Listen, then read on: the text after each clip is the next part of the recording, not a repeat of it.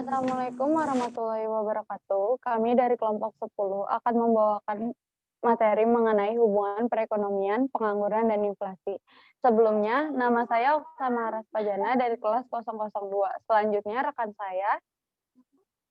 Saya Priska Aulia Fitri dari kelas 002. Selanjutnya, rekan saya.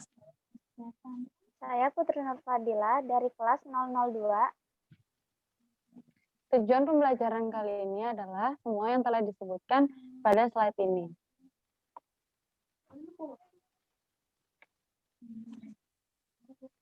Selanjutnya, pengertian pertumbuhan ekonomi. Pertumbuhan ekonomi menurut Sukirno pada tahun 2008, pertumbuhan ekonomi adalah perkembangan fiskal produksi barang dan jasa yang berlaku di suatu negara.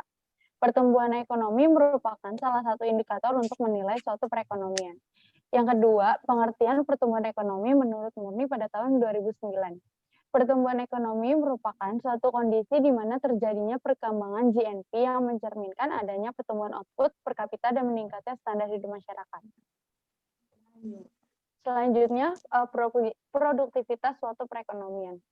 Produktivitas suatu perekonomian dinilai dari tingkat pertumbuhan output per tenaga kerja yang cepat, tingkat pengangguran yang rendah, serta tingkat inflasi yang rendah.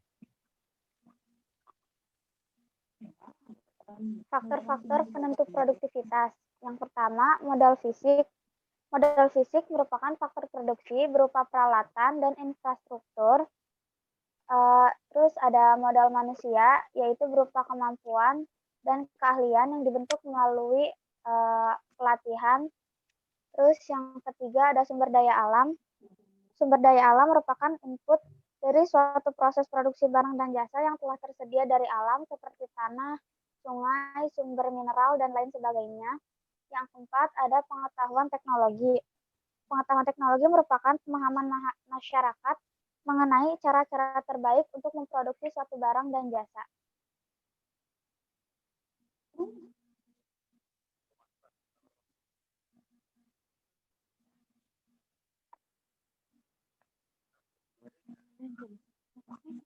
Selanjutnya, Saudari Priska, dipersilahkan.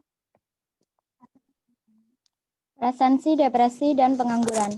1. Resensi merupakan periode di mana GDP real mengalami penurunan selama 2 triwulan berturut-turut atau lebih.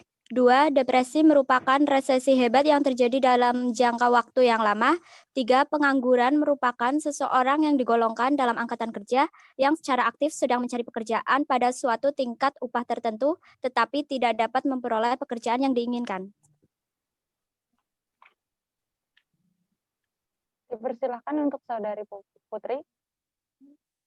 Jenis-jenis pengangguran. Yang pertama ada pengangguran friksional, yaitu pengangguran yang disebabkan karena jenis pekerjaan memerlukan kenaikan skill atau peningkatan keterampilan pekerja. Yang kedua ada pengangguran struktural, yaitu pengangguran yang disebabkan karena struktur perekonomian.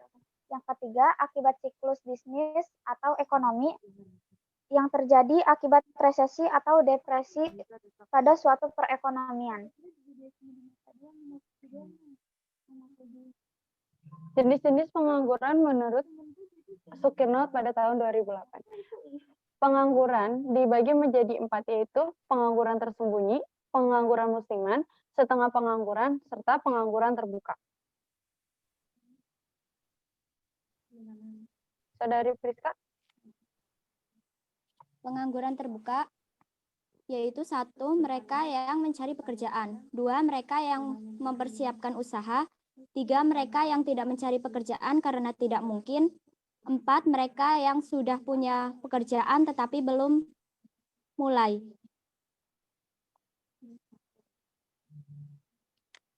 Saudari Putri, dipersilahkan. Setengah penganggur, yaitu mereka yang bekerja di bawah jam kerja normal. Setengah penganggur dibagi 2, yaitu setengah penganggur terpaksa dan setengah penganggur normal.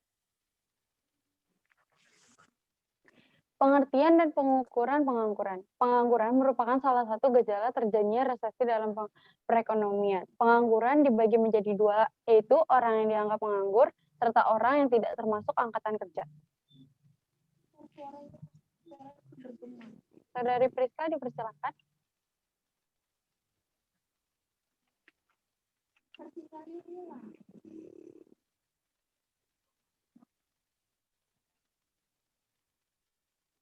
Perhitungan matematis. Pertama, angkatan kerja.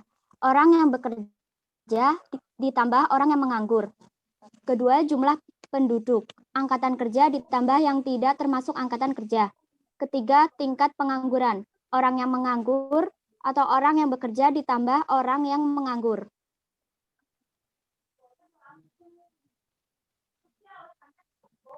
Saudari Puput, dipersilakan. Pengangguran masalah dalam perekonomian ada dua. Yang pertama, tenaga kerja yang menganggur menimbulkan kerugian produksi dan pendapatan. Yang kedua, hilangnya sebagian modal manusia. Pengertian inflasi dan deflasi. Inflasi adalah naiknya tingkat harga-harga secara keseluruhan dan terjadinya kenaikan harga-harga tersebut secara serempak. Pengertian deflasi adalah penurunan tingkat harga-harga secara serempak. Jadi perbedaan inflasi dan deflasi adalah inflasi merupakan peningkatan harga-harga, sedangkan deflasi merupakan penurunan harga-harga. Saudari Priska, dipersilakan. Jenis-jenis inflasi. Pertama, inflasi moderat. Inflasi moderat ditandai dengan naiknya harga secara lambat dan dapat diramalkan. Kedua, inflasi ganas. Inflasi ganas, inflasi dalam 2 digit seperti 20, 100, atau 200% per tahun. Ketiga, hiperinflasi. Hiperinflasi ketika ekonomi nampak selamat dari inflasi yang melambung, ketegangan ketiga dan mematikan mengambil alih ketika hiperinflasi menyerang.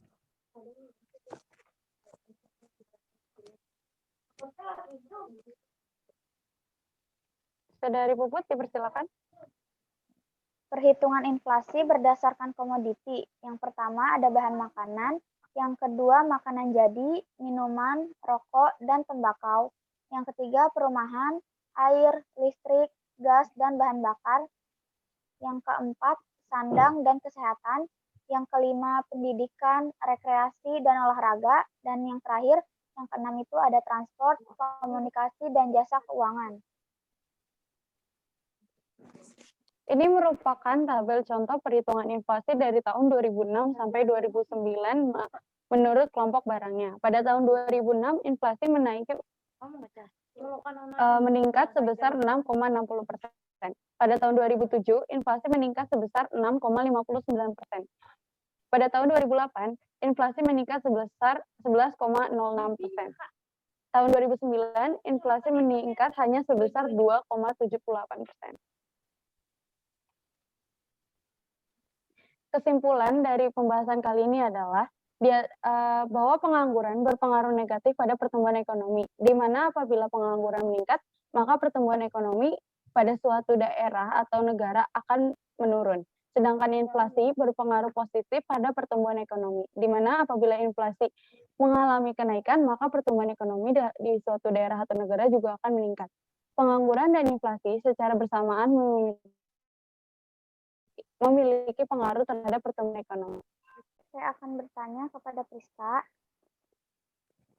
Tadi dijelaskan orang yang tidak bekerja dapat dimasukkan dalam dua kategori, itu menganggur dan orang yang tidak termasuk. Nah, perbedaan dari kedua hal tersebut itu apa? Oke, aku akan menjawab pertanyaan dari Putri. Orang yang dianggap menganggur adalah yang berumur di atas 16 tahun yang tidak bekerja, yang siap bekerja, dan melakukan usaha spesifik untuk menemukan pekerjaannya selama 4 minggu sebelumnya. Sedangkan orang yang tidak termasuk angkatan kerja adalah orang yang tidak mencari pekerjaan. Entah dia tidak ingin bekerja atau karena berhenti mencari, semisal para pelajar ataupun pensiunan. Terima kasih. Baik, terima kasih Saudari Priska. Saya ingin bertanya kepada Saudari Putri. Dipersilahkan. Ya, saya ingin bertanya kepada Saudari Putri. Di situ tertera setengah pengangguran. Apa saja yang termasuk dalam setengah pengangguran? Tolong jelaskan. Baik, di sini saya akan menjelaskan dulu. Setengah penganggur itu orang dari 5 minggu. Jadi kerja dan masih mencari pekerjaan, bersedia menerima pekerjaan lain. Yang kedua, setengah normal atau kurang dari 35 jam berpenganggur sukarela adalah minggu, tetapi tidak mencari pekerjaan lain atau tidak menerima pekerjaan lain seperti part-time ataupun kerja paruh waktu. Sekian penjelasan dari saya. Baik, terima kasih. Terima kasih, Saudara Putri.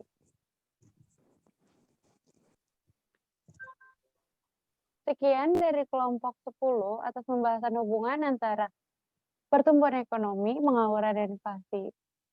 Saya Oksamara Spajana, mohon undur diri bersama rekan saya Priska Aulia Fitri dan Putri Nur Fadilah. Terima kasih. Wassalamualaikum warahmatullahi wabarakatuh.